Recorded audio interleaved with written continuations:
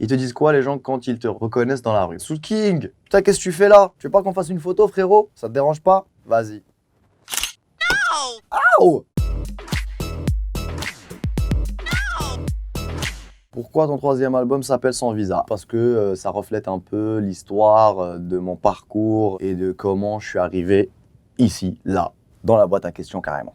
Tu nous chantes un extrait de Suavemente. Suavemente, besame. Je sors de la tête et je ne mets plus les mains en l'air. Suavemente, besame. Je sors de la tête sans moteur italien.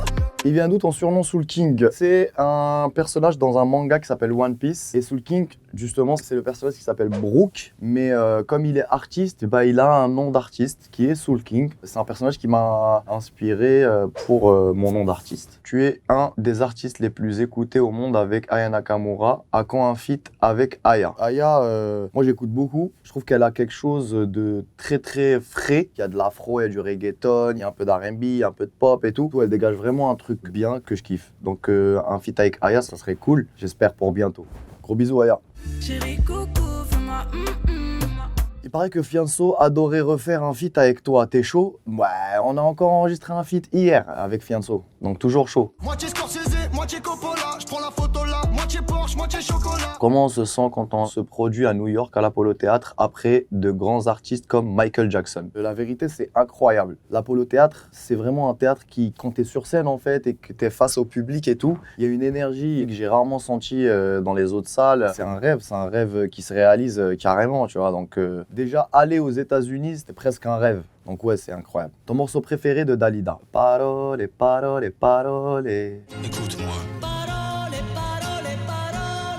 Le Sans Visa Tour serait aussi dans quel pays? À Londres, à Amsterdam, à Berlin, à Milan, en Belgique, aux États-Unis, au Canada, dans le Maghreb, en Afrique. Et du coup, bah, ça sera un World Tour. Tes morceaux cartonnent aussi en Allemagne. Pourquoi es-tu très attaché à ce pays? J'ai commencé ma musique en Europe. Avant la France, je l'ai commencé en Allemagne. J'ai fait quelques feats avec des rappeurs allemands et à chaque fois, ça marchait bien et tout. Et du coup, bah, j'ai eu un bon public en Allemagne qui me suit jusqu'à aujourd'hui. En tant qu'ancien danseur, tu nous montres comment tu danses sur le titre original Suavemente d'Elvis Crespo.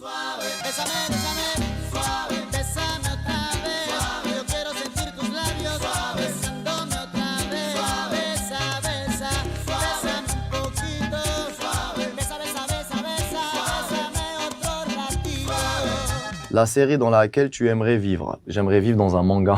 C'est chelou, mais ouais. J'aimerais vivre dans Naruto. Faire partie d'un des villages, peut-être Konoha ou le village de Kiri. Ouais, vivre dans un village de Naruto. En 2021, Taïk nous parlait d'un manga que tu préparais. J'ai un spoil sur lui. Soul King prépare un manga sur quelque chose d'inédit. Il m'en a parlé et je me suis pris des claques. Alors, c'en est où? On a fini le tome 1. Je pense que c'est à 90% sûr. Le manga sortira à la rentrée.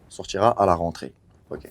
L'Olympia le 18 octobre 2022, tu le sens comment? Je le sens très bien parce qu'on est presque full et donc du coup, bah, je suis impatient de rencontrer enfin mon public français. Avant de connaître cette carrière, tu as aussi connu des moments difficiles. Comment on fait pour se relever? Pour se relever, enfin, pas pour se relever parce que tant qu'on respire et qu'on est en bonne santé, je pense que déjà c'est l'essentiel. Mais comment on fait pour avancer, je dirais plus, bah, c'est de croire en ses rêves, d'être déterminé, de bosser et ne jamais baisser les bras, quoi.